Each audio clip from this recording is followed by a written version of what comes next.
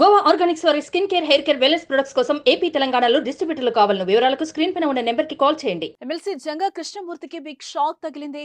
ఆయనపై శాసనమండలి చైర్మన్ అనర్హత వేటు వేశారు. పార్టీ ఫిరాయింపుల నిరోధక చట్టం కింద అనర్హత వేటు వేయాలని వైసీపీ ఫిర్యాదు మేరకు ఎమ్మెల్సీగా కృష్ణమూర్తి అనర్హుడని పేర్కొంటూ గెజిట్ నోటిఫికేషన్ అయితే జారీ చేసింది.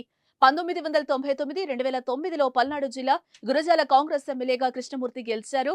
అనంతరం వైసీపీలో చేరి 2014 ఎన్నికల్లో పోటీ చేసి ఓడిపోయారు ఆయన. ఆ తర్వాత ఆయనకు సీఎం జగన్మోహన్ రెడ్డి ఎమ్మెల్సీ పదవినిచ్చారు.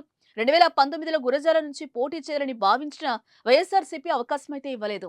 అయితే ఆయన 2024లోనైనా గురజాల నుంచి పోటీ చేయాలని భావించారు. కానీ అధిష్టానం అవకాశం అయితే ఇవ్వలేదు.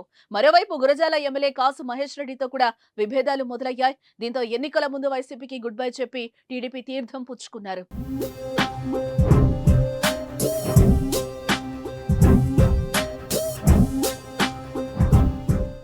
ఏప్రిల్ 1న ఎమ్మెల్సీ జంగా కృష్ణమూర్తి వైసీపీ ప్రాథమిక సభ్యత్వానికి, రాష్ట్ర బీసీసీఎల్ అధ్యక్ష పదవికి రాజీనామా చేశారు.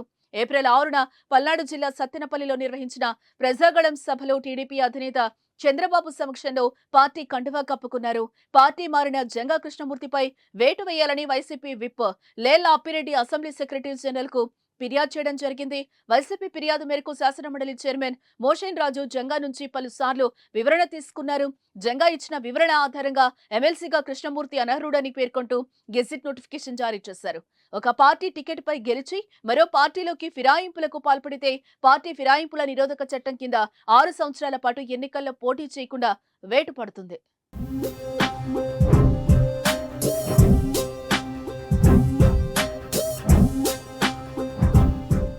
సుమన్ టీవీలో మీ పర్సనల్ అండ్ బిజినెస్ ప్రమోషన్స్ కోసం కింది నెంబర్కి కాంటాక్ట్ చేయండి.